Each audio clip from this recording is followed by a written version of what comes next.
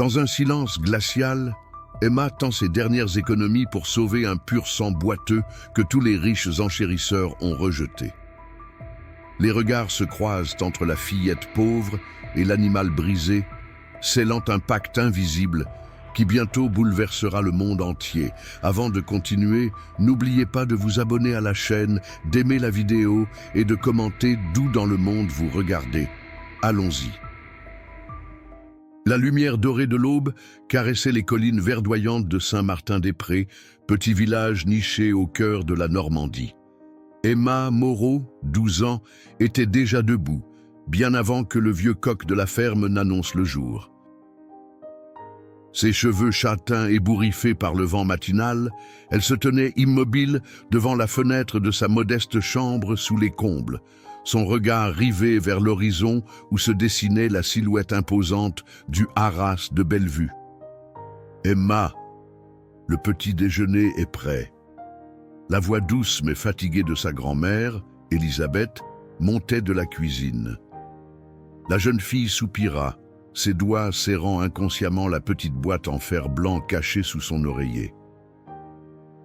Aujourd'hui était le jour qu'elle attendait depuis des mois, le grand jour. « J'arrive, mamie !» répondit-elle, sans pouvoir détacher son regard du haras au loin. La maison des Moreau n'avait rien d'impressionnant. Une ancienne ferme aux murs de pierre usés par le temps, entourée d'un modeste terrain que sa grand-mère s'efforçait de maintenir productif. Depuis la disparition des parents d'Emma dans un accident de voiture 4 ans plus tôt, Elisabeth Moreau S. était battue pour garder ce toit au-dessus de leur tête, pour que sa petite fille ne manque de rien d'essentiel. Dans la cuisine, aux poutres apparentes, Elisabeth disposait sur la table de bois patiné 2 bols de chocolat chaud et quelques tartines beurrées. À 68 ans, son visage portait les marques d'une vie de labeur, mais ses yeux bleus, les mêmes qu'Emma, conservaient une étincelle de détermination. « Tu es bien matinale ?» remarqua-t-elle, tandis qu'Emma s'asseyait face à elle. Même pour un samedi. Emma but une gorgée de chocolat avant de répondre, cherchant ses mots. « Non, c'est aujourd'hui la vente aux enchères au haras de Bellevue. » Elisabeth posa sa tasse et observa sa petite fille avec un mélange d'inquiétude et de tendresse.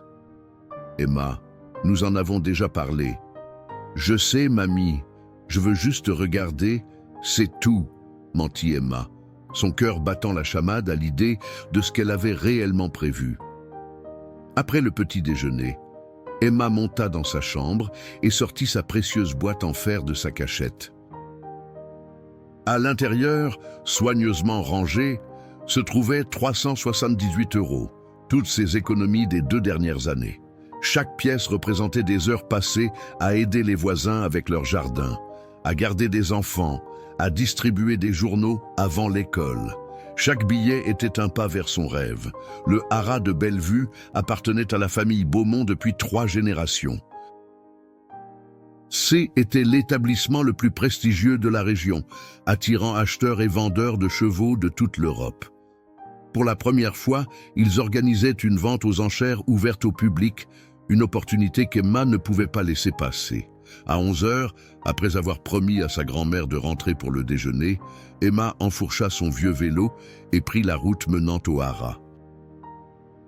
Son cœur tambourinait dans sa poitrine, un mélange d'excitation et d'appréhension.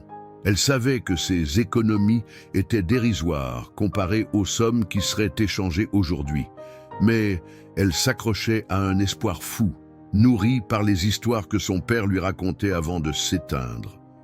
« Parfois, ma petite étoile, disait-il en caressant ses cheveux, ce n'est pas l'argent qui détermine la valeur des choses, mais l'amour qu'on est prêt à leur donner. » Le haras de Bellevue se dressait majestueusement au bout d'une allée bordée de peupliers centenaires.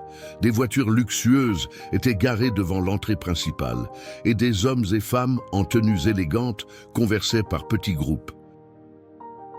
Emma sentit son courage vaciller devant tant d'opulence. Elle attacha son vélo à un arbre éloigné et lissa sa simple robe bleue, seul vêtement qu'elle jugeait assez présentable pour l'occasion. « Hé, qu'est-ce que tu fais là, toi ?» Une voix hautaine la fit sursauter. Juliette Beaumont, la fille du propriétaire, la dévisageait avec un mépris non dissimulé. À 14 ans, Juliette était déjà connue dans toute la région pour ses talents d'Amazone. Et son arrogance. Ce n'est pas un endroit pour les petites filles des fermes. Emma sentit ses joues s'empourprer, mais redressa les épaules. La vente est ouverte au public. J'ai le droit de être ici. Juliette éclata d'un rire cruel. Pour acheter quoi? Un fer à cheval usagé? Même nos plus vieux poneys coûtent de plus que ta maison. Ravalant les larmes qui menacèrent de couler, Emma contourna Juliette et se dirigea vers le grand manège couvert où se tenait la vente. Elle se glissa discrètement à l'arrière de la salle, observant avec émerveillement le défilé de magnifiques chevaux et les enchères qui s'envolaient à des sommes vertigineuses. C'est alors qu'il apparut. Un pur sang noir comme la nuit, à la musculature puissante et à l'encolure fière, mais contrairement aux autres chevaux présentés avant lui, celui-ci boitait légèrement, son postérieur droit touchant à peine le sol. Lot numéro 23, annonça le commissaire-priseur. Tonnerre, étalon pur sang de 5 ans, ancien cheval de course prometteur, blessé lors de son entraînement. Mis à prix à 500 €. Un silence pesant s'installa dans la salle. Personne ne leva la main. 500 € pour ce magnifique spécimen, malgré sa blessure, insista le commissaire-priseur, son enthousiasme faiblissant devant l'absence de réaction. 400 €. Toujours aucune réponse. Très bien, 300 €, c'est donné. Le silence s'épaissit. Emma observait Tonnerre, hypnotisée. Le cheval avait tourné la tête vers la foule, et pendant un instant, leurs regards se croisèrent. Dans ses yeux d'un brun profond, Emma vit quelque chose qui lui serra le cœur, une fierté blessée, une dignité intacte malgré l'humiliation. « S'il n'y a aucune offre, » soupira le commissaire-priseur, « nous devrons malheureusement… » 368 €. La voix claire d'Emma résonna dans le manège soudain silencieux. Tous les regards se tournèrent vers elle, petite silhouette déterminée au fond de la salle. Le commissaire-priseur cligna des yeux, stupéfait. « Pardon, mademoiselle. » Emma s'avança, tremblante mais résolue. « J'offre 368 €. C'est tout ce que j'ai. » Des murmures incrédules parcoururent l'assemblée. Monsieur Beaumont, un homme imposant à la moustache soignée, s'approcha du commissaire-priseur et lui chuchota quelque chose à l'oreille. « Il semble que nous ayons une offre », annonça ce dernier avec un sourire amusé. 368 €, une fois, 2 fois.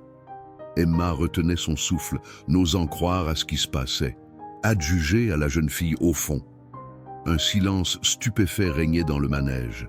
Emma se tenait immobile, ses mains tremblantes serrant la petite boîte métallique désormais vide. Autour d'elle, les regards oscillaient entre l'incrédulité et l'amusement. Juliette Beaumont, depuis les gradins, ricanait sans retenue. Le commissaire-priseur se racla la gorge. « Eh bien, c'est inhabituel, mais les règles sont les règles. Lot numéro 23, adjugé à la jeune demoiselle pour 378 €. Monsieur Beaumont s'approcha d'Emma, son expression indéchiffrable sous sa moustache parfaitement taillée. « Tu es la petite des Moreau, n'est-ce pas ?» demanda-t-il, l'observant de toute sa hauteur. Emma hocha la tête, son courage vacillant face à cet homme imposant. « Oui, monsieur. » Emma Moreau. Et tu sais ce que ça implique d'acheter un cheval comme Tonnerre, les soins, la nourriture, les frais vétérinaires. Je travaillerai encore plus, répondit Emma, la voix à peine audible mais déterminée. Je m'occuperai bien de lui, je vous le promets. Papa, s'exclama Juliette, qui les avait rejoints. Tu ne vas pas sérieusement vendre ce cheval à cette fille de rien? Elle n'a même pas d'écurie. Monsieur Beaumont leva une main pour faire taire sa fille. Son regard restait fixé sur Emma, comme s'il sondait son âme. Finalement, il hocha lentement la tête. « Viens au bureau pour la paperasse. Quant au transport… » Il observa la jeune fille de la tête aux pieds, notant visiblement son vélo attaché au loin. je suppose que nous devrons trouver une solution. 1 heure plus tard, Emma marchait sur le chemin de terre menant à sa maison, tenant la longe de Tonnerre. Monsieur Beaumont avait finalement accepté de livrer le cheval jusqu'à l'entrée du village. Mais pas plus loin. « Il est à toi maintenant », avait-il dit simplement avant de repartir, laissant Emma seule avec sa nouvelle responsabilité. Tonnerre boitait à ses côtés, sa robe noire luisante sous le soleil de midi. De temps en temps, il tournait la tête vers elle, ses grands yeux bruns semblant l'interroger. « Tout ira bien », lui murmura Emma, bien qu'elle-même n'en fût pas certaine. « Je prendrai soin de toi, je te le promets. » Alors qu'ils approchaient de la ferme, Emma sentit son estomac se nouer. Comment expliquer à sa grand-mère qu'elle avait dépensé toutes ses économies pour un cheval blessé? Où allait-il le garder? Comment le nourrir? Élisabeth Moreau étendait du linge dans le jardin quand elle aperçut sa petite fille au bout du chemin. Son sourire se figea lorsqu'elle distingua la silhouette imposante qui accompagnait Emma. « Sainte Mère de Dieu !» souffla-t-elle, laissant tomber les pinces à linge. « Oh mamie !» commença Emma, la gorge serrée, « je te présente Tonnerre !» Le silence qui suivit sembla durer une éternité. Élisabeth observait alternativement sa petite fille et l'animal, son visage traversé par tant d'émotions qu'Emma ne pouvait les déchiffrer toutes. « Emma Moreau !» dit finalement Élisabeth d'une voix étrangement calme. « Tu as exactement 10 secondes pour m'expliquer ce que fait ce cheval dans notre jardin. » Emma raconta tout. Les enchères, l'absence d'offre pour Tonnerre, son impulsion irrésistible de le sauver. Les yeux d'Élisabeth s'adoucirent progressivement au fil du récit, bien que l'inquiétude y demeurât. « Ma chérie, soupira-t-elle, ton cœur est aussi grand que celui de ton père, mais nous n'avons pas les moyens de... »« Je travaillerai plus, » interrompit Emma avec ferveur. « Monsieur Laurent cherche quelqu'un pour aider à la boulangerie les week-ends. Madame Petit a dit qu'elle pourrait me payer pour faire ses courses. »« Je ferai tout ce qu'il faut, mamie, mais s'il te plaît, laisse-moi le garder. » Tonnerre choisit ce moment pour s'approcher doucement d'Élisabeth. Avec une délicatesse surprenante pour un animal de cette taille, il posa son museau contre l'épaule de la vieille dame, comme pour plaider sa propre cause. Élisabeth resta immobile un instant, puis leva lentement la main pour caresser l'encolure du cheval. « Il a besoin de soins, » constata-t-elle, examinant la jambe blessée, « et d'un abri. On pourrait utiliser la vieille grange, » suggéra vivement Emma, sentant une ouverture. « Elle est assez solide, non ?» Élisabeth soupira profondément. Ton grand-père se retournerait dans sa tombe s'il voyait sa grange transformée en écurie. Elle marqua une pause, puis ajouta avec un sourire résigné « Mais je suppose qu'il aurait été aussi incapable que moi de résister à ses yeux suppliants. » Les jours qui suivirent furent les plus intenses qu'Emma ait jamais connus. Chaque matin, elle se levait à l'aube pour s'occuper de Tonnerre avant l'école. Chaque soir, elle travaillait à aménager la vieille grange, transformant ce bâtiment délabré en abri convenable. Vincent, le vétérinaire du village, était venu examiner Tonnerre dès le lendemain de son arrivée. Son diagnostic avait été à la fois rassurant et décourageant. « C'est une tendinite sévère », avait-il expliqué en manipulant délicatement la jambe du cheval. « Pas irréversible, mais la guérison sera longue et incertaine. Il ne sera probablement jamais un cheval de course à nouveau. »« Je ne veux pas qu'il court des courses, » avait répondu Emma. « Je veux juste qu'il soit heureux. » Vincent avait souri avec bienveillance. « Alors il a de la chance de t'avoir trouvé, petite Emma. » La nouvelle du cheval boiteux d'Emma Moreau, était répandue dans le village comme une traînée de poudre. Certains villageois trouvaient l'histoire touchante, d'autres jugeaient l'achat irresponsable. Mais peu à peu, quelque chose d'inattendu se produisit. Un matin, Emma trouva un sac d'avoine devant la porte de la grange, don anonyme d'un voisin compatissant. Le lendemain, ce fut un seau neuf, puis des couvertures pour cheval, usées mais propres. Le village de Saint-Martin-des-Prés, silencieusement, commençait à soutenir cette étrange amitié entre une petite fille sans le sou et un cheval de course déchu. Seul dans la grange rénovée, loin des regards, Tonnerre commençait lui aussi à changer. Chaque jour, il semblait plus alerte, plus présent.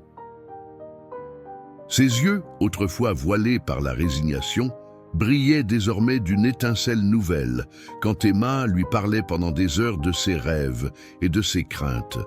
Personne ne remarqua que parfois, lorsqu'Emma N n'était pas là, Tonnerre testait discrètement sa jambe blessée comme s'il refusait d'accepter que son destin soit définitivement scellé. 2 mois étaient écoulés depuis l'arrivée de Tonnerre. L'automne commençait à peindre les collines normandes de teintes orangées et rousses. Chaque matin avant l'école et chaque soir jusqu'à la tombée de la nuit, Emma s'occupait de son protégé avec une dévotion qui forçait l'admiration d'Élisabeth. « Tu sais, » dit la grand-mère un soir en observant Emma panser soigneusement la robe noire de Tonnerre, « ton père serait fier de toi ?» Emma s'immobilisa, la brosse en suspens. Son père, François Moreau, avait été un excellent cavalier dans sa jeunesse. C'était lui qui avait transmis à Emma cette passion pour les chevaux, lors de promenades dans les champs où il la prenait devant lui sur la selle. « Tu crois qu'il aurait approuvé? Pour Tonnerre, je veux dire ?» Élisabeth sourit, ses yeux se perdant dans des souvenirs lointains. « Ton père a toujours cru que chaque être vivant mérite une seconde chance. » Et il aurait adoré Tonnerre. Ces paroles réchauffèrent le cœur d'Emma, d'autant plus qu'elle venait ponctuer une journée particulièrement difficile. Plus tôt, à l'école, Mathilde Dubois, la meilleure amie de Juliette Beaumont, avait fait circuler des photos de Tonnerre, accompagnées de commentaires moqueurs, le cheval poubelle d'Emma la fermière, ou combien de temps avant qu'il ne finisse en col. Emma essuya furtivement une larme à ce souvenir. Tonnerre, comme s'il sentait sa tristesse, tourna la tête et poussa doucement son épaule de son museau. « Je sais, » murmura-t-elle en lui caressant l'encolure, « elles ne comprennent rien. » Suivant les conseils de Vincent, Emma avait établi un programme strict de rééducation pour Tonnerre. Chaque jour, elle le faisait marcher lentement dans le petit pré derrière la grange, augmentant progressivement la durée des exercices. Elle appliquait des compresses d'argile sur sa jambe blessée et massait le tendon avec une pommade spéciale que le vétérinaire lui avait appris à préparer. Les progrès étaient lents, presque imperceptibles. Certains jours, Tonnerre semblait aller mieux. D'autres, la douleur paraissait le reprendre avec plus d'intensité. Emma ne se décourageait jamais, même lorsque Vincent hochait la tête avec une moue dubitative lors de ses visites hebdomadaires.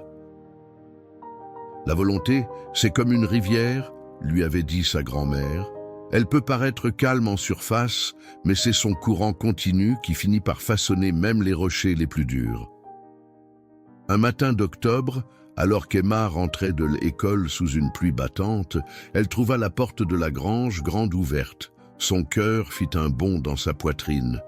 Tonnerre n'était plus là. « Tonnerre !» cria-t-elle, parcourant frénétiquement le petit pré désert. « Tonnerre !» La panique l'envahit. Et si quelqu'un l'avait volé? Ou pire, si M. Beaumont avait décidé de le reprendre, jugeant qu'elle n'en prenait pas assez bien soin. Elle courut jusqu'à la maison, ouvrit la porte à la volée, prête à appeler sa grand-mère, et se figea. Élisabeth était assise à la table de la cuisine, une tasse de thé entre les mains, et face à elle se tenait Marcel Lefebvre, le garde forestier. « Emma, » dit doucement sa grand-mère, « Monsieur Lefebvre a quelque chose à te dire. » Marcel, un homme d'une 50aine d'années, au visage buriné par les intempéries, se leva. « J'ai trouvé ton cheval dans la forêt communale, petite. » Il semblait s'y promener comme si de rien n'était. « Dans la forêt ?» balbutia Emma incrédule. « Mais comment? Sa jambe ?» « C'est justement ce qui m'a surpris, » continua Marcel. « Il marchait presque normalement. Quand je l'ai vu, j'ai pensé que C était un cheval sauvage jusqu'à ce que je remarque son licol. » Où est-il maintenant ? Demanda Emma, le cœur battant. Je l'ai ramené à ta grange et j'ai bien fermé la porte cette fois, répondit Marcel avec un sourire bienveillant. Il est malin, ton cheval. Il a appris à ouvrir le loquet avec ses dents. Emma se précipita vers la grange, ignorant la pluie qui trempait ses vêtements. Tonnerre l'accueillit avec un hennissement doux, comme s'il n'avait jamais quitté sa stalle. Tremblante, Emma examina sa jambe blessée. Incroyablement, le gonflement semblait avoir diminué. Quand elle passa sa main le long du tendon, Tonnerre ne tressaillit pas comme d'habitude. « Tu te soignais toi-même » murmura-t-elle, stupéfaite. « Tu faisais de l'exercice quand je n'étais pas là ?» Le lendemain, Vincent confirma ce qu'Emma avait déjà compris, la tendinite de Tonnerre s'améliorait sensiblement. « Je n'aurais pas cru possible une telle progression en si peu de temps », admit le vétérinaire, perplexe. « Tu as suivi mes instructions à la lettre ?» Emma acquiesça, échangeant un regard complice avec Tonnerre. Certains secrets méritaient d'être gardés. Octobre céda la place à novembre, et les premières gelées blanchirent les prés de Saint-Martin-des-Prés. Tonnerre continuait de s'échapper occasionnellement, revenant toujours de lui-même après ses mystérieuses promenades. Chaque fois, sa démarche semblait plus assurée, sa boiterie moins prononcée. Un samedi matin, alors qu'Emma nettoyait la stalle, Monsieur Laurent, le boulanger pour qui elle travaillait les week-ends, vint lui rendre visite. « Comment va notre célébrité locale ?» demanda-t-il avec un clin d'œil. « Célébrité ?» répéta Emma, intriguée. « Tu n'es pas au courant ? Le journal régional a publié un article sur toi et Tonnerre, la petite fille et le cheval brisé. C'est ainsi qu'ils ont titré.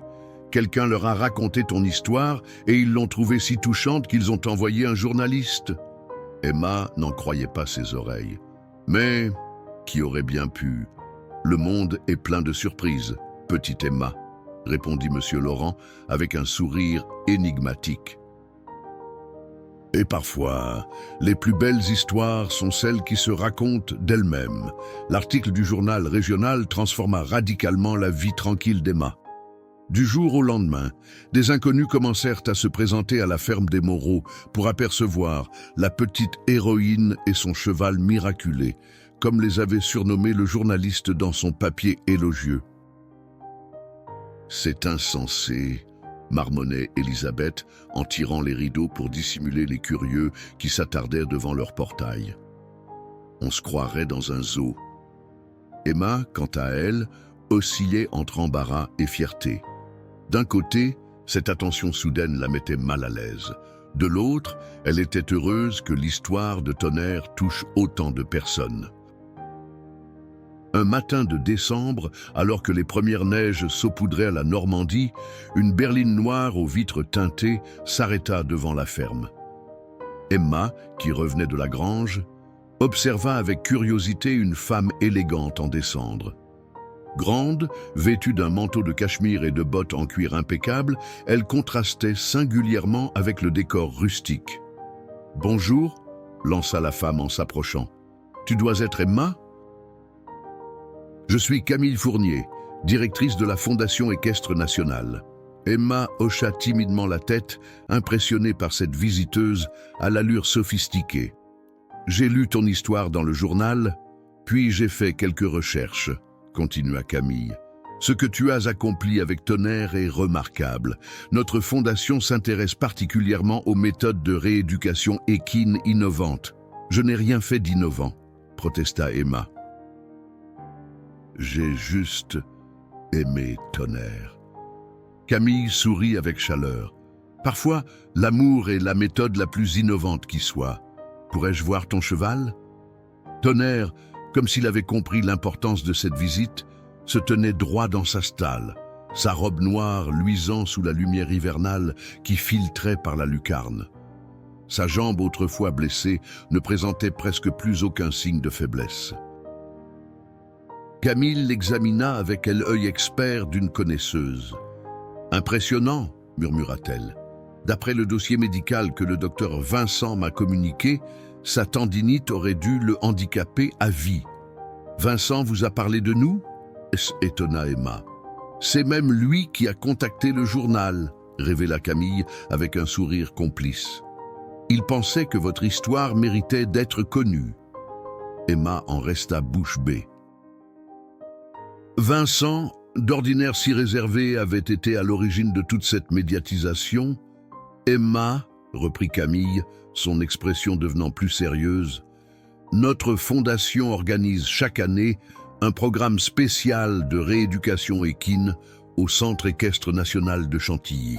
Nous sélectionnons 10 jeunes cavaliers prometteurs et leurs montures pour un stage intensif de 6 mois. Je suis venu te proposer une place dans ce programme.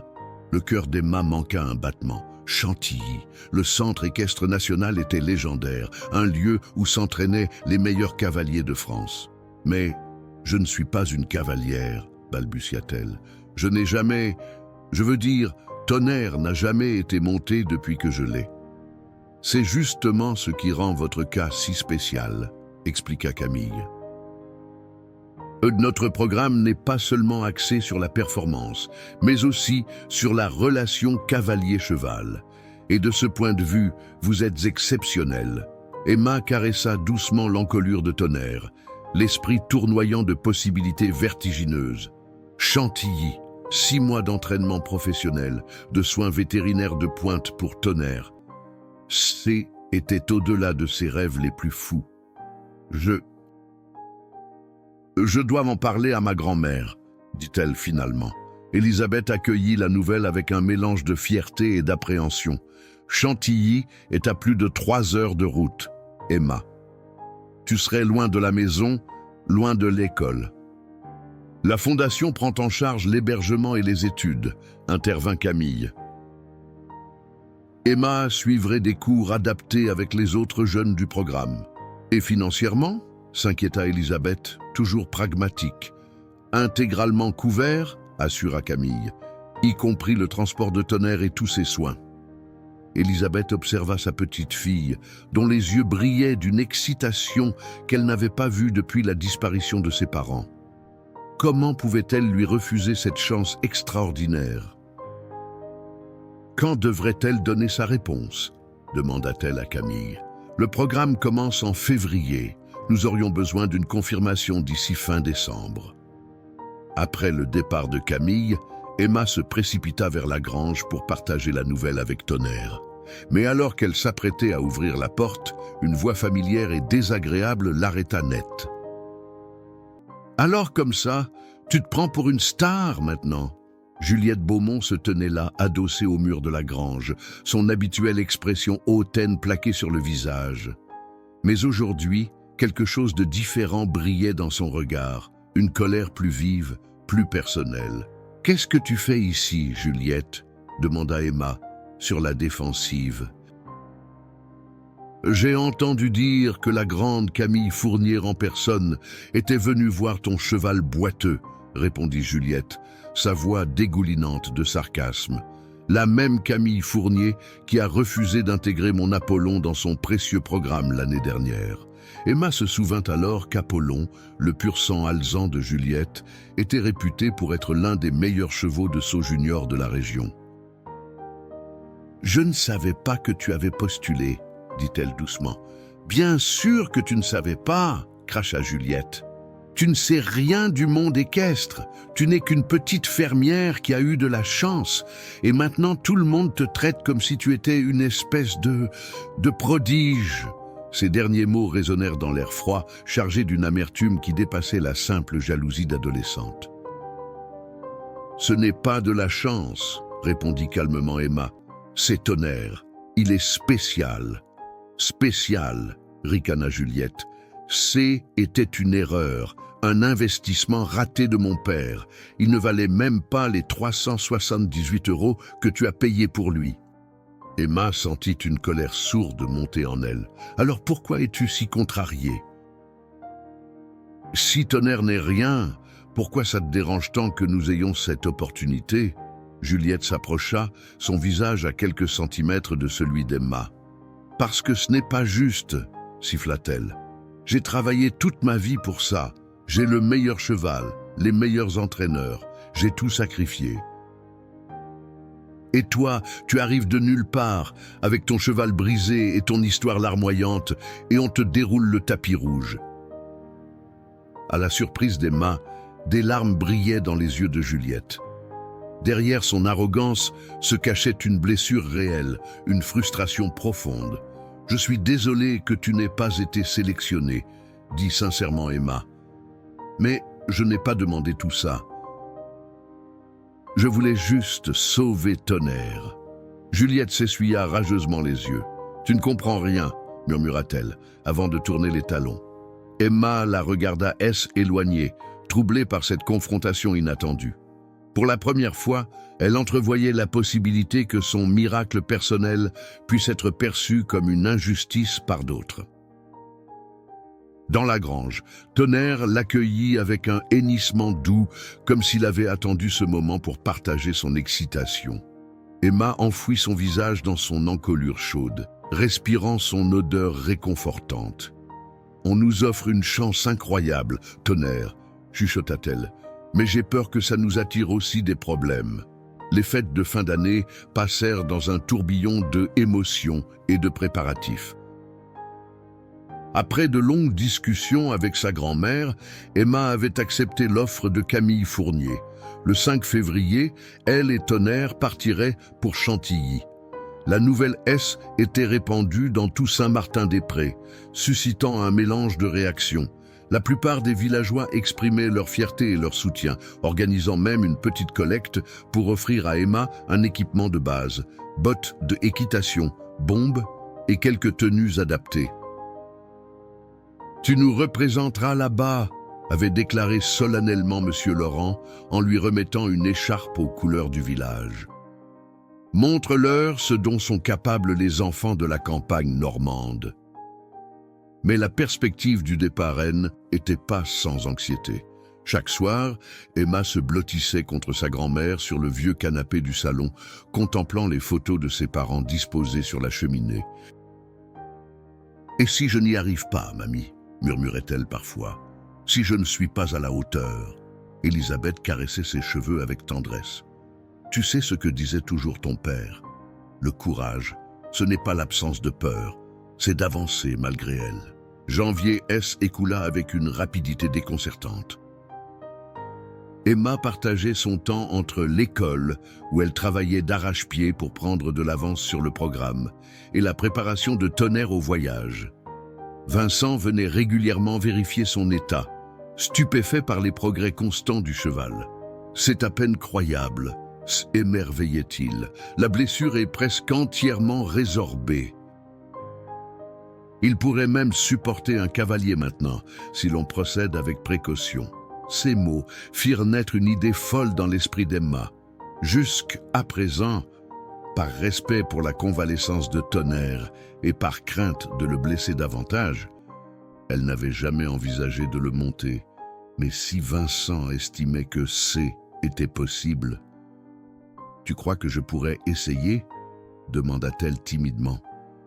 Avant de partir pour Chantilly, « J'aimerais que notre première fois ensemble soit ici, chez nous. » Vincent réfléchit un instant. « Avec une selle adaptée et juste au pas, je pense que ce serait même bénéfique pour sa rééducation. Je peux t'aider si tu veux. » 2 jours plus tard, par un matin clair et froid de fin janvier, Emma se tenait dans le petit pré derrière la grange, tremblante d'excitation et d'appréhension. Vincent avait apporté une selle légère, spécialement conçue pour minimiser la pression sur le dos du cheval. Elisabeth observait la scène depuis le porche de la maison, son châle serré autour de ses épaules, une expression indéchiffrable sur le visage. « Doucement », conseilla Vincent tandis qu'Emma ajustait la sangle. « Parle-lui constamment, qu'il s'habitue à ta voix. » Tonnerre se tenait parfaitement immobile, comme s'il comprenait l'importance du moment. Ses oreilles pivotaient attentivement vers Emma, captant chaque mot murmuré. « On va juste essayer, d'accord ?» lui soufflait-elle. « Si tu as mal, on arrête tout de suite. » Avec l'aide de Vincent, Emma se hissa sur la selle. La sensation était indescriptible, à la fois étrange et familière, comme si une partie d'elle-même avait toujours su ce que c'était de se tenir ainsi, en équilibre sur le dos puissant de Tonnerre. « Parfait !» approuva Vincent. « Maintenant, juste quelques pas, laisse-le s'habituer à ton poids. » Emma donna un léger signal des jambes, comme elle l'avait vu faire dans les vidéos qu'elle étudiait depuis des semaines. Tonnerre avança prudemment, chaque pas mesuré avec précision. « Tu le sens ?» demanda Vincent. « S'il boite ou s'il montre des signes d'inconfort. » Mais Emma ne percevait rien de tel. Au contraire, Tonnerre semblait étrangement à l'aise, comme si porter une cavalière réveillait en lui des instincts profondément enfouis. Ils firent lentement le tour du pré, dans un silence presque religieux, brisé seulement par le crissement de la neige sous les sabots et le souffle visible dans l'air froid. C'est alors qu'une voix brisa la magie du moment. « Alors tu oses le monter maintenant, juste pour frimer à Chantilly ?» Juliette Beaumont se tenait à l'entrée du pré, l'expression dure. Mais cette fois, Hélène n'était pas venue seule. À ses côtés se trouvait son père, Monsieur Beaumont, dont le regard sévère passa de Tonnerre à Emma. « Mademoiselle Moreau, dit-il d'une voix neutre, je vois que mon ancien cheval semble s'être remarquablement rétabli. » Emma sentit son estomac se nouer. Pourquoi était-il venu? Allait-il essayer de récupérer Tonnerre maintenant qu'il était guéri? Vincent s'interposa, comme s'il avait lu dans ses pensées. « Bonjour, Monsieur Beaumont. » Effectivement, Tonnerre fait des progrès extraordinaires grâce aux soins constants d'Emma. Monsieur Beaumont hocha lentement la tête. C'est précisément ce dont je voulais m'assurer par moi-même. Il se tourna vers sa fille. « Tu vois, Juliette, ce n'est pas une question de chance ou de favoritisme. Cette jeune fille a accompli quelque chose de remarquable. » Juliette détourna le regard, les lèvres pincées. « En fait, continua Monsieur Beaumont en s'adressant à Emma, « je suis venu pour deux raisons. D'abord, pour voir Tonnerre, bien sûr, mais aussi pour vous remettre ceci. » Il sortit de sa poche une enveloppe qu'il tendit à Vincent, Emma étant toujours sur le dos de Tonnerre. « Ce sont les papiers officiels de propriété, » expliqua-t-il. Jusqu'à présent, techniquement, Tonnerre était toujours enregistré comme ma propriété. J'ai finalisé le transfert. « Il est officiellement à vous, mademoiselle Moreau. » Emma en resta bouche bée. C'était un cadeau inestimable, la sécurité de savoir que Tonnerre lui appartenait légalement, que personne ne pourrait le lui reprendre. « Merci, balbutia-t-elle, les larmes aux yeux. « Merci infiniment. » Monsieur Beaumont inclina légèrement la tête, puis se tourna vers sa fille. « Viens, Juliette. Nous avons d'autres affaires à régler. » Alors qu'il s'éloignait, Emma crut voir Juliette jeter un dernier regard vers Tonnerre, non pas de colère cette fois, mais quelque chose qui ressemblait presque à du respect. Le jour du départ arriva, enveloppé dans la brume glaciale d'un matin de février. Un van spécialement équipé pour le transport des chevaux stationnait devant la ferme des Moreau. Emma, emmitouflée dans son manteau le plus chaud, observait les deux hommes de la fondation charger ses maigres bagages. « Tu as tout ce qu'il te faut ?» demanda Elisabeth pour la 10e fois, réajustant l'écharpe autour du cou de sa petite fille. Ses yeux, rougis par les larmes retenues, scrutaient le visage d'Emma comme pour en mémoriser chaque détail. « Oui, mamie, » répondit doucement Emma. « Et tu viendras me voir dans 1 mois, comme promis. Rien ne pourrait m'en empêcher, » affirma Elisabeth en elle étreignant. « Pas même une tempête de neige ou une invasion de sauterelles. » Le moment des adieux avec les villageois fut aussi émouvant qu'inattendu. Une petite foule s'était rassemblée pour souhaiter bonne chance à leur jeune prodige. Monsieur Laurent lui remit une boîte de viennoiseries fraîches pour le voyage. Vincent, le vétérinaire, lui donna un petit carnet rempli de conseils manuscrits pour les soins de Tonnerre. Même Marcel, le garde forestier d'ordinaire taciturne, lui offrit une figurine en bois sculptée, représentant un cheval cabré. « Pour te rappeler d'où tu viens, marmonna-t-il embarrassé par sa propre sentimentalité. Le moment le plus difficile fut de faire monter Tonnerre dans le van. Jamais encore il n'avait quitté la sécurité de sa grange et du petit pré.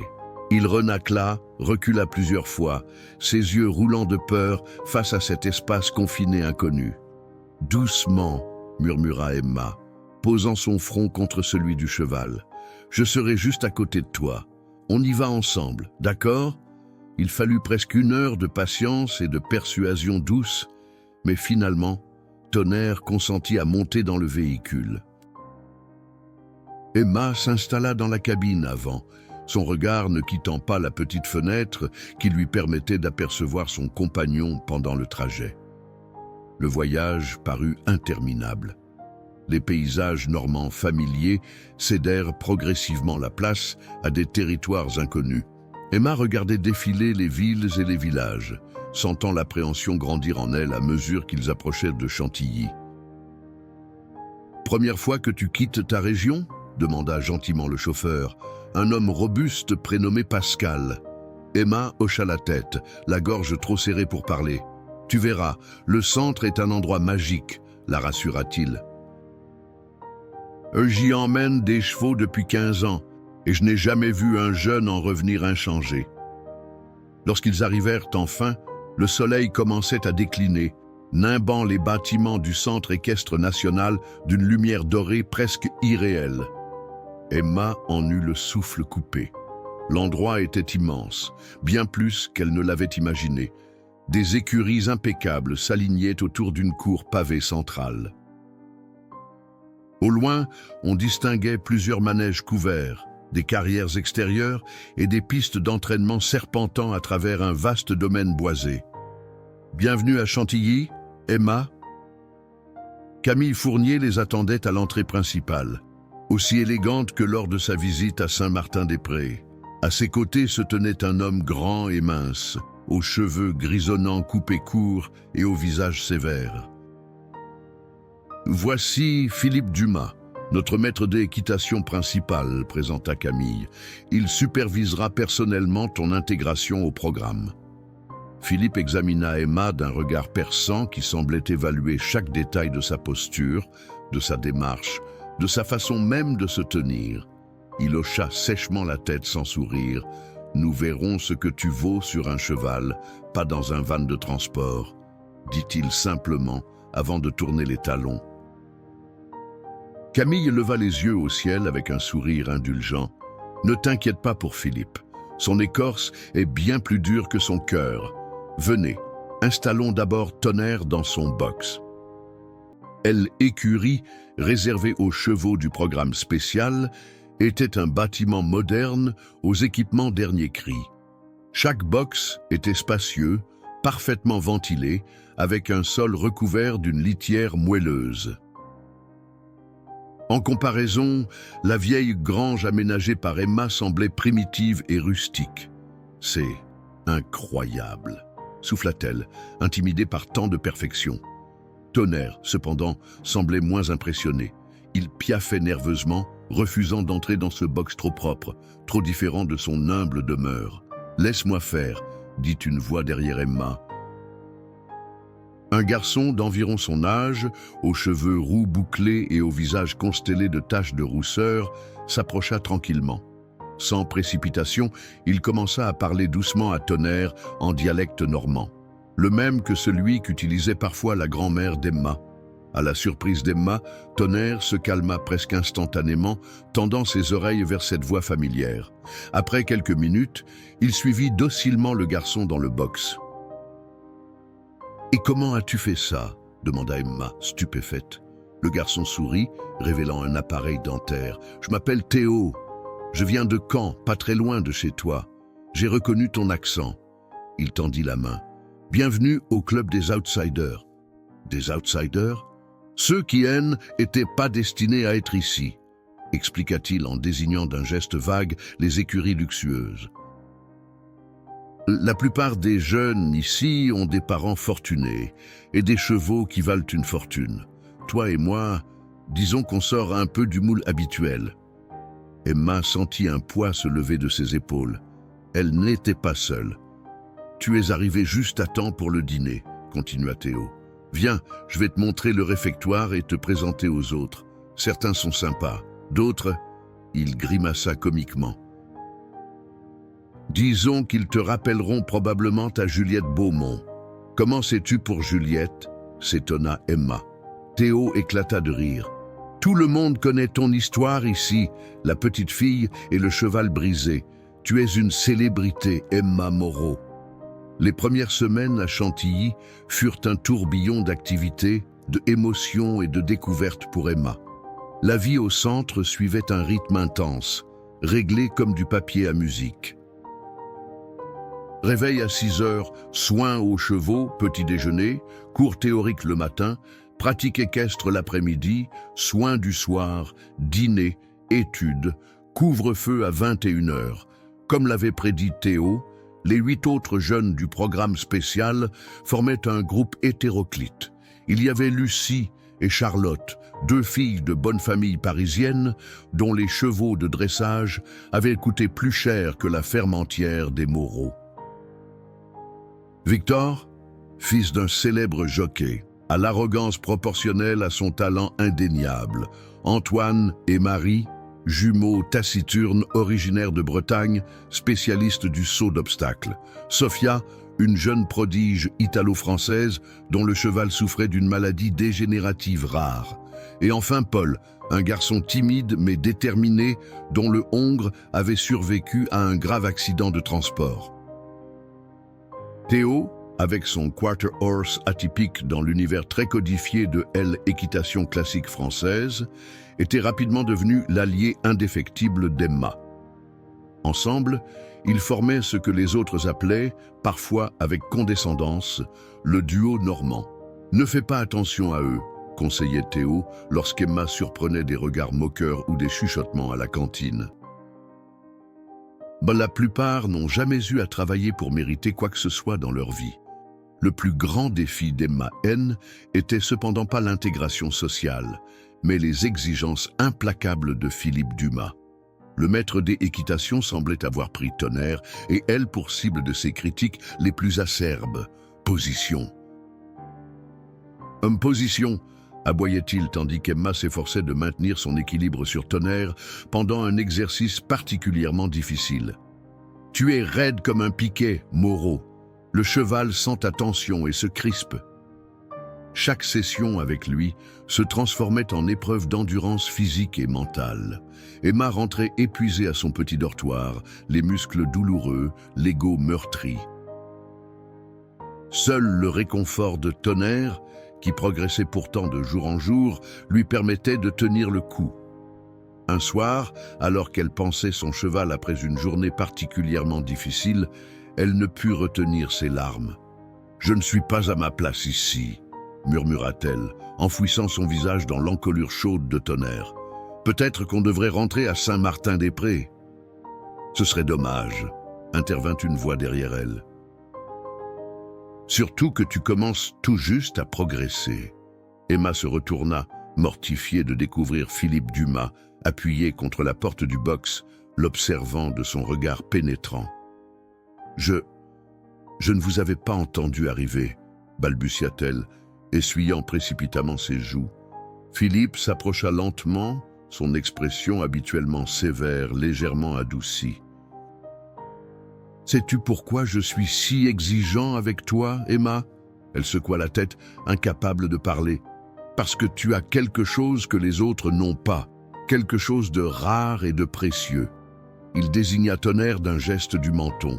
« Ce n'est pas juste un cheval pour toi, n'est-ce pas? C'est un partenaire, un ami. » Emma hocha timidement la tête. « Cette connexion, continua Philippe, est ce qui fait les grands cavaliers. Pas la technique parfaite, pas l'équipement coûteux, pas le pédigré du cheval, la connexion. » Il fit une pause, semblant chercher ses mots. Mais la connexion seule ne suffit pas dans notre discipline. Elle doit être canalisée par une technique irréprochable, une posture parfaite, une compréhension totale de la biomécanique équine. Il sortit de sa poche un petit objet brillant et le tendit à Emma. C'était une épingle dorée en forme de fer à cheval. Ceci appartenait à mon premier cheval, expliqua-t-il. Un cob normand têtu comme une mule. J'avais ton âge quand mon père me l'a offert. Il ne valait presque rien, mais il m'a appris plus que tous les purs sangs que j'ai montés par la suite. Emma prit l'épingle avec révérence, comprenant la valeur de ce geste venant d'un homme aussi réservé que Philippe. Demain, dit-il en se dirigeant vers la sortie, nous commencerons un nouveau programme d'entraînement spécifique pour toi et Tonnerre. Je veux voir jusqu'où cette connexion peut vous mener. Cette conversation marqua un tournant dans l'expérience d'Emma à Chantilly. Les jours suivants, Philippe modifia complètement son approche. Au lieu des exercices classiques qu'il imposait aux autres, il créa pour Emma et Tonnerre un programme sur mesure, mêlant équitation traditionnelle et approche plus intuitive. Il ne fait jamais ça, chuchota Sophia à Emma pendant un cours théorique. Dumas est connu pour être inflexible sur la méthode. Tu dois vraiment l'avoir impressionné. Mais cette attention particulière eut un effet secondaire indésirable. Victor et Lucie, déjà peu amicaux, devinrent ouvertement hostiles. Le traitement de faveur continue, lança Victor un matin alors qu'Emma sortait Tonnerre pour une séance d'échauffement spéciale. Dès d'abord, la petite fermière obtient une place dans le programme avec son canasson boiteux. Et maintenant, Dumas lui crée un programme sur mesure. Peut-être qu'elle devrait retourner jouer dans la boue avec les cochons, ricana Lucie, suffisamment fort pour qu'Emma l'entende. Emma sentit son visage s'empourprer, mais se rappela les paroles de sa grand-mère. L'envie des autres est la preuve que tu possèdes quelque chose de précieux. Concentrée sur son travail avec Tonnerre, Emma ne remarqua pas immédiatement les changements subtils qui s'opéraient chez son cheval. Jour après jour, sa démarche devenait plus assurée, sa musculature se développait harmonieusement. La boiterie, presque imperceptible à leur arrivée, avait totalement disparu. Un matin, pendant une séance de travail libre, Emma sentit Tonnerre particulièrement énergique. Il piaffait d'impatience, comme s'il voulait lui communiquer quelque chose. « Qu'est-ce qu'il y a, mon beau ?» murmura-t-elle, caressant son encolure. Par instinct, plus que par décision consciente, elle lui donna un léger signal pour partir au trot. Tonnerre s'élança avec une énergie contenue, parfaitement cadencée. Puis, sans qu'Emma lui en donne l'ordre, il passa au galop. Un galop souple, puissant, magnifique. Emma sentit des larmes de joie couler sur ses joues, tandis qu'il tournait gracieusement dans le manège désert. Était comme si Tonnerre lui disait « Regarde ce que nous pouvons faire ensemble ». Mars céda la place à avril, et avec le printemps vint une transformation remarquable. Tonnerre n'était plus le cheval boiteux rejeté aux enchères. Il était devenu un athlète magnifique, sa robe noire luisant de santé, sa démarche empreinte d'une grâce royale. Emma, quant à elle, avait mûri et progressé à une vitesse stupéfiante. Sa position à cheval, autrefois hésitante, était désormais naturelle et assurée. « Moi, c'est comme si vous aviez toujours été ensemble », remarqua Camille Fournier un matin, observant Emma et Tonnerre exécuter une figure de dressage complexe avec une harmonie parfaite. Philippe Dumas, d'ordinaire avare en compliments, se contentait de hochements de tête approbateurs qui valaient tous les éloges du monde. Parfois, Emma le surprenait à observer Tonnerre avec une expression presque rêveuse, comme s'il voyait en lui l'écho de son propre cob normand d'autrefois. La visite promise de Élisabeth, en ce début d'avril, fut un moment de joie intense pour Emma. Sa grand-mère, intimidée au premier abord par l'opulence du centre, retrouva vite son assurance lorsqu'elle vit les progrès extraordinaires de sa petite fille. « François aurait été tellement fier », murmura-t-elle, les yeux embués, après avoir assisté à une démonstration privée qu'Emma avait préparée spécialement pour elle. « Tu crois vraiment, mamie ?» demanda Emma, avide de cette validation qui lui manquait terriblement. « J'en suis certaine. Tu as son don, Emma. » Cette façon de comprendre les chevaux au-delà des mots. Ces paroles résonnèrent longtemps dans l'esprit d'Emma, comme une bénédiction venue du passé. Le week-end passa trop vite et les adieux furent à nouveau déchirants, bien qu'adoucis par la promesse d'Elisabeth de revenir pour l'événement majeur qui approchait. Car une annonce avait bouleversé la routine du centre. Le concours international junior de Chantilly, l'une des compétitions équestres les plus prestigieuses pour jeunes cavaliers en Europe, aurait lieu en juin. Pour la première fois, une épreuve spéciale serait dédiée aux chevaux en rééducation du programme spécial, une vitrine internationale pour démontrer l'efficacité de méthodes innovantes. C'est notre chance, expliqua Philippe lors d'une réunion avec tous les participants du programme. L'occasion de montrer que ces chevaux, que beaucoup considéraient comme perdus, peuvent non seulement récupérer, mais exceller. L'excitation était palpable parmi les jeunes cavaliers, mais aussi l'angoisse de la compétition. Les entraînements s'intensifièrent, devenant plus techniques, plus exigeants. Emma se donnait corps et âme, s'endormant chaque soir d'un sommeil lourd d'épuisement pour se réveiller avant l'aube, impatiente de retrouver Tonnerre. Théo, toujours son allié le plus fidèle, progressait lui aussi à grands pas avec son quarter horse. Ils passaient de longues soirées à discuter de leurs chances, à élaborer des stratégies, à rêver du podium. « Tu sais qui sera là ?» confia Théo un soir, alors qu'ils brossaient leurs chevaux côte à côte. « Des recruteurs des plus grandes écuries d'Europe, si on se fait remarquer. » Il laissa sa phrase en suspens, mais Emma comprit. Une performance exceptionnelle pourrait ouvrir des portes qu'il n'aurait jamais osé imaginer. Peut-être même des offres d'emploi, des bourses d'études dans des écoles prestigieuses. Mais à mesure que la compétition approchait, l'atmosphère au centre se chargeait d'une tension palpable. Victor, en particulier, semblait de plus en plus hostile.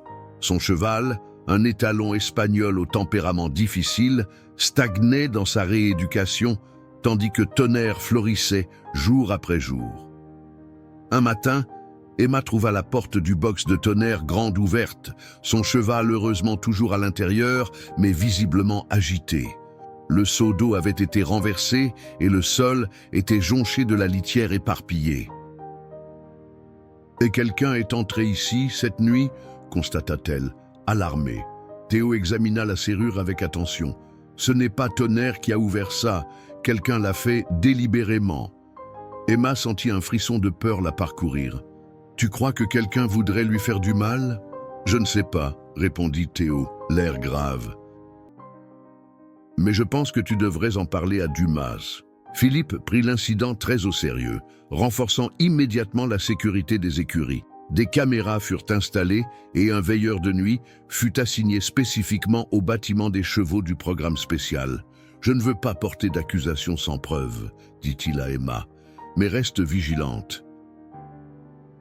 La jalousie peut pousser certaines personnes à des actes regrettables. » Les jours suivants, Emma ne quitta pratiquement plus Tonnerre des yeux. Elle réarrangeait son emploi du temps pour passer chaque minute libre auprès de lui, déplaçant même son matelas dans un petit local attenant à elle écurie pour quelques nuits avec l'autorisation exceptionnelle de Camille. Cette proximité constante renforça encore leur lien, mais épuisa Emma. Ses performances académiques commencèrent à en souffrir, et même Philippe s'inquiéta. « Tu ne peux pas continuer comme ça, » lui dit-il après l'avoir trouvée endormie contre la porte du box. « Tu dois faire confiance au système de sécurité que nous avons mis en place. » À contre-cœur, Emma accepta de retourner dormir au dortoir. Cette même nuit, l'impensable se produisit. L'alarme stridente la réveilla en sursaut. Dans les couloirs, était la panique, des cris, des bruits de course, le son lointain d'une sirène. « Feu dans les écuries !» hurla quelqu'un. Le cœur d'Emma sembla s'arrêter. Elle bondit hors de son lit, enfila ses bottes à la hâte et se précipita dehors en pyjama, ignorant le froid mordant de la nuit. Une fumée épaisse s'élevait du bâtiment où était logé Tonnerre. Emma se précipita vers les écuries. le cœur battant à tout rompre, ses poumons brûlant à chaque inspiration de fumée. Autour d'elle, était le chaos. Des employés du centre couraient dans tous les sens, certains avec des extincteurs, d'autres menant des chevaux paniqués loin du danger. « Tonnerre !» cria-t-elle, tentant de se frayer un chemin vers l'entrée du bâtiment. Une main puissante l'arrêta net. Philippe Dumas, le visage noirci par la fumée, la retenait fermement. « C'est trop dangereux, Emma. Les pompiers arrivent. »« Je dois y aller !» hurla-t-elle, se débattant avec une force que la panique décuplait. « Tonnerre est là-dedans !» À cet instant, une silhouette émergea de la fumée, tenant 2 chevaux par leur licol. Était Théo, toussant violemment, les yeux rougis. Il menait son propre quarter horse et un autre cheval du programme, mais pas Tonnerre. « Où est-il » cria Emma, se libérant de l'emprise de Philippe pour courir vers son ami. « Où est Tonnerre » Théo secoua la tête, incapable de parler à travers sa toux. Dans un éclair de détermination aveugle, Emma saisit une couverture mouillée qu'un employé avait laissée tomber et la jeta sur sa tête. Avant que quiconque puisse l'arrêter, elle s'élança vers l'entrée de l'écurie enflammée. « Emma, non !» hurla Philippe, mais elle avait déjà disparu dans la fumée. L'intérieur était un enfer. La chaleur, oppressante, semblait aspirer tout l'oxygène. La fumée, épaisse et âcre, rendait la visibilité presque nulle. Emma avançait courbée, guidée uniquement par sa connaissance parfaite des lieux et par l'instinct viscéral qui la liait à Tonnerre. « Tonnerre !» appelait-elle entre 2 quintes de toux. « Je suis là !» Elle atteignit enfin le box de son cheval. La porte était fermée, verrouillée de l'extérieur. Un frisson d'horreur la parcourut à cette découverte. Quelqu'un avait délibérément piégé Tonnerre dans sa stalle pendant l'incendie. Avec des doigts tremblants, elle ouvrit le verrou. Tonnerre était là, plaqué contre le mur le plus éloigné des flammes, les yeux exorbités de terreur. Quand il vit Emma, il hennit faiblement, comme s'il avait gardé ses dernières forces pour cet appel. « Viens !» murmura-t-elle, attrapant son licol. « On sort d'ici. » Le chemin du retour semblait interminable. Les poutres craquaient au-dessus de leur tête, menaçant de s'effondrer à tout moment. La fumée était si dense qu'Emma ne voyait pas à 2 pas devant elle. Elle se guidait au toucher, une main sur le mur, l'autre tenant fermement Tonnerre. Soudain, une poutre enflammée s'abattit juste devant eux, bloquant le passage. Tonnerre se cabra, terrifié. Emma faillit lâcher prise, mais se reprit in extremis. « Pas maintenant !» supplia-t-elle, autant pour Tonnerre que pour elle-même. « On est presque sorti, il faut sauter !» Dans un élan de confiance absolue, ou de désespoir total, Emma mena Tonnerre vers la poutre enflammée, et, ensemble, ils bondirent par-dessus l'obstacle brûlant. Ils émergèrent de l'écurie dans un nuage de fumée, juste au moment où les camions de pompiers arrivaient dans un concert de sirènes hurlantes. Emma s'effondra sur l'herbe, Tonnerre s'agenouillant près d'elle comme un gardien fidèle. Leurs poumons brûlants cherchaient désespérément de l'air frais. Philippe et Camille se précipitèrent vers eux, suivis de près par les secouristes. Emma fut immédiatement prise en charge, un masque à oxygène plaqué sur son visage, tandis que les vétérinaires examinaient Tonnerre. Imprudente, téméraire, inconsciente, grondait Philippe, mais son visage trahissait un mélange de colère et de soulagement profond. « Tu aurais pu mourir !» Emma retira son masque juste assez longtemps pour articuler « la porte, verrouillée, de l'extérieur ». Le visage de Philippe s'assombrit davantage. Ce haine n'était plus de la colère, mais une fureur froide, calculatrice. Les heures qui suivirent passèrent dans un brouillard confus pour Emma. Elle fut transportée à l'hôpital pour des examens. Tonnerre confié aux soins intensifs vétérinaires. On diagnostiqua une légère intoxication au monoxyde de carbone chez tous deux, mais miraculeusement, aucune brûlure grave.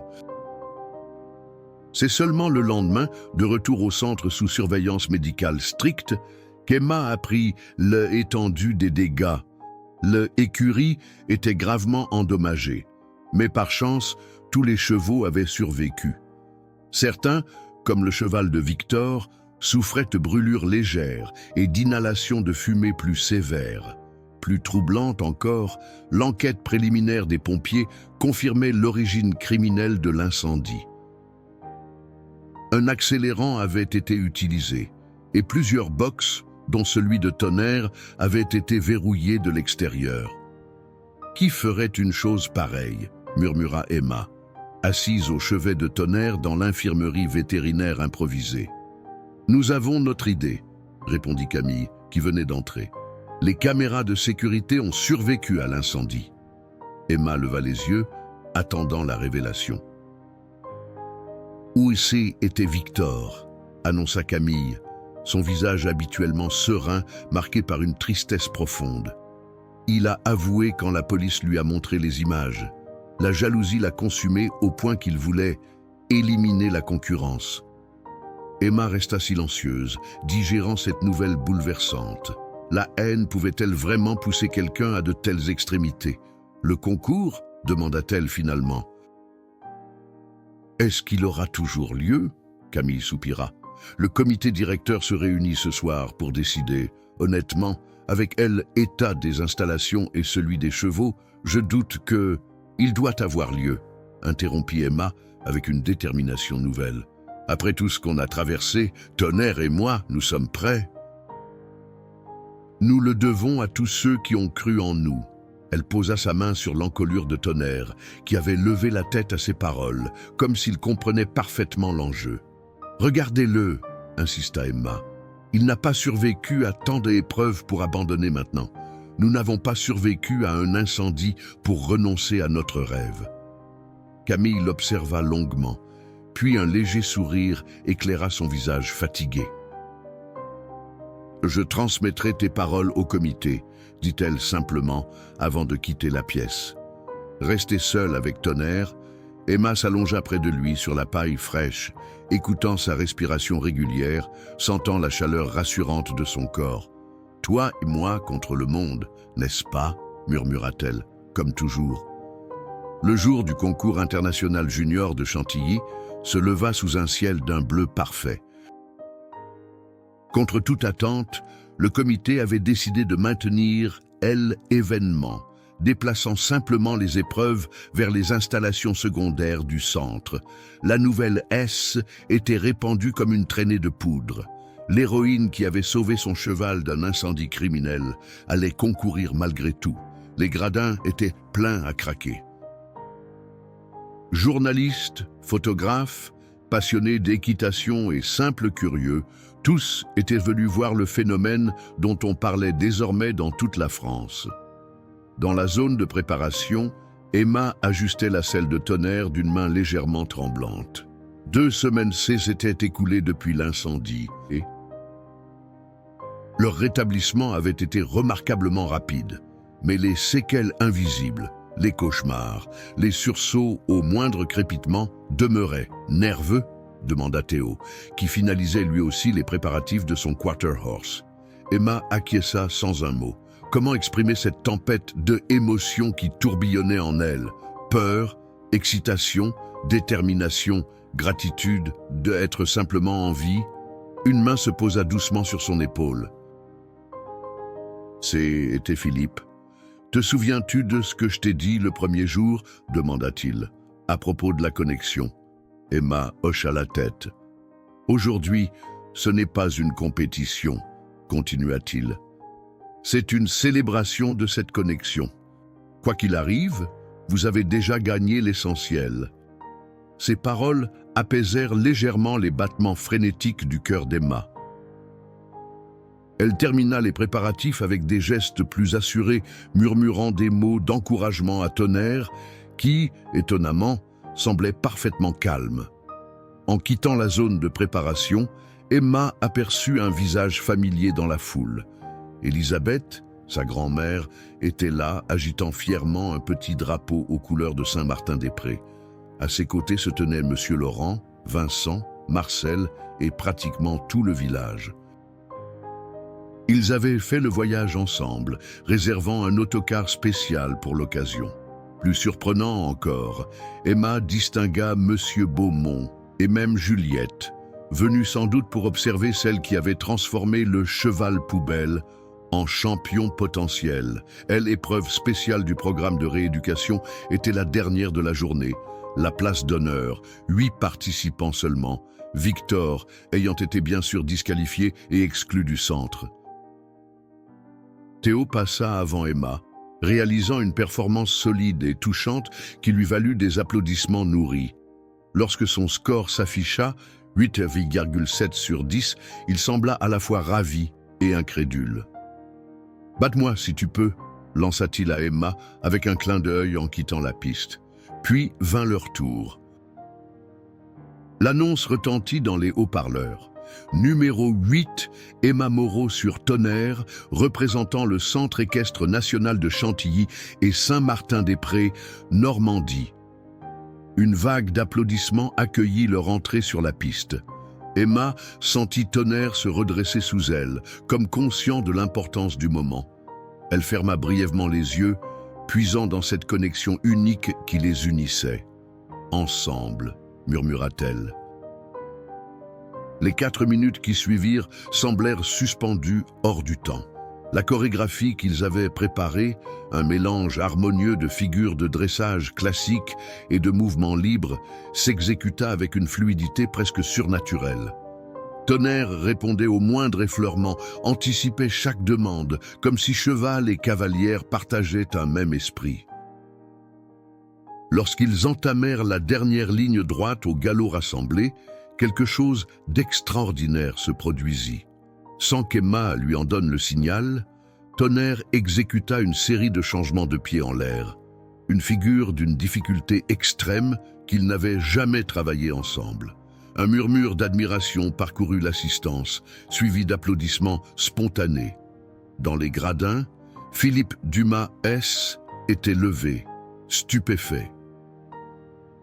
L'arrêt final, au centre exact de la piste, fut d'une précision absolue. Emma salua le jury, le cœur battant si fort qu'elle craignait qu'on puisse l'entendre malgré la clameur du public. Un silence tendu s'installa pendant la délibération. Emma descendit de selle, caressant l'encolure de Tonnerre, lui murmurant sa fierté et son amour, indifférente au résultat qui allait tomber. Puis les chiffres s'affichèrent. 9,8 sur 10, le score le plus élevé jamais attribué dans cette catégorie. Ce qui suivit fut un tourbillon d'émotions et de célébrations.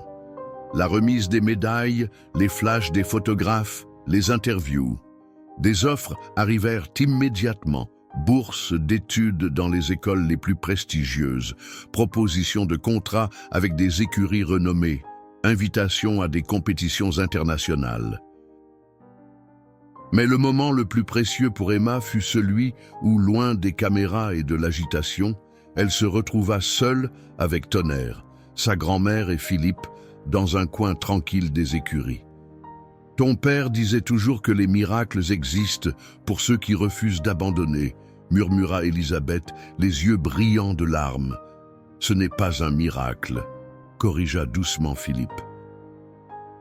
C'est le résultat de l'amour, de la détermination et de la foi en un cheval que personne ne voulait, la foi en une connexion que personne ne voyait. Emma enfouit son visage dans l'encolure de Tonnerre, respirant son odeur familière et réconfortante. Ensemble, ils avaient prouvé que les secondes chances existaient, que la valeur ne se mesurait pas en euros, et que parfois, le véritable trésor N n'était pas celui qu'on croyait chercher au départ. « Qu'allons-nous faire maintenant ?» demanda Elisabeth, consciente des nombreuses portes qui s'ouvraient devant sa petite fille. Emma sourit, sereine et sûre d'elle pour la première fois de sa vie. « Nous allons rentrer à la maison », répondit-elle simplement. « Et ensuite, nous allons montrer au monde ce dont sont capables un cheval boiteux et une fille de rien. » Tonnerre hennit doucement, comme pour approuver ce plan, tandis que le soleil couchant enveloppait la scène d'une lumière dorée, promesse d'un avenir aussi brillant qu'inattendu.